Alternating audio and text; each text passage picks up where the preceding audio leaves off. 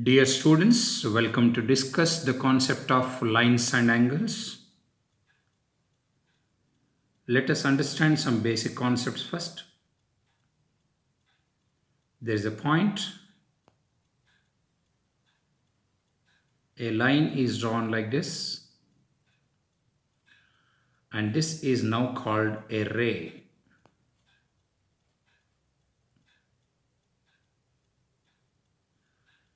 If from a single point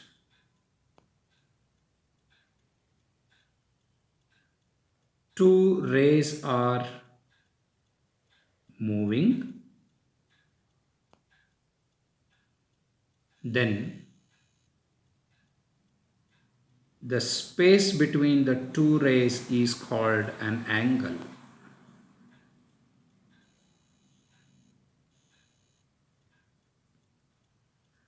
The space between the two rays is called an angle. An angle is usually denoted by an anticlockwise row, an anticlockwise arc in an anticlockwise direction. An angle is the space between the two rays which start from a single point. The single point from which the rays start is called as vertex. Whereas the two rays, let us call them as AB and AC. Both this AB and AC are known as, these two are called as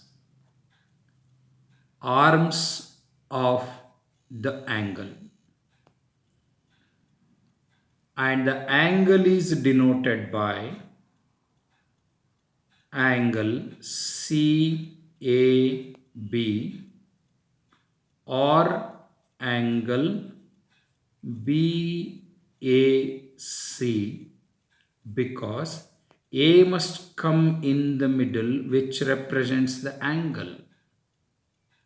You cannot say angle ABC because B is not representing the vertex, which is the measure of the angle, and hence it is incorrect to write angle ABC about this angle, whereas it can be either written as BAC or it can be written as CAB. The lines form an angle. It can also be defined if we take the example of a ray here. If a ray is moved from its initial position either upward or downward, supposing we rotate it upward and this is our initial position,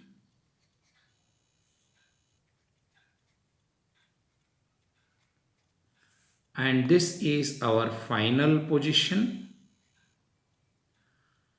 and the distance that we have moved from initial position to final position will give the measure of the angle.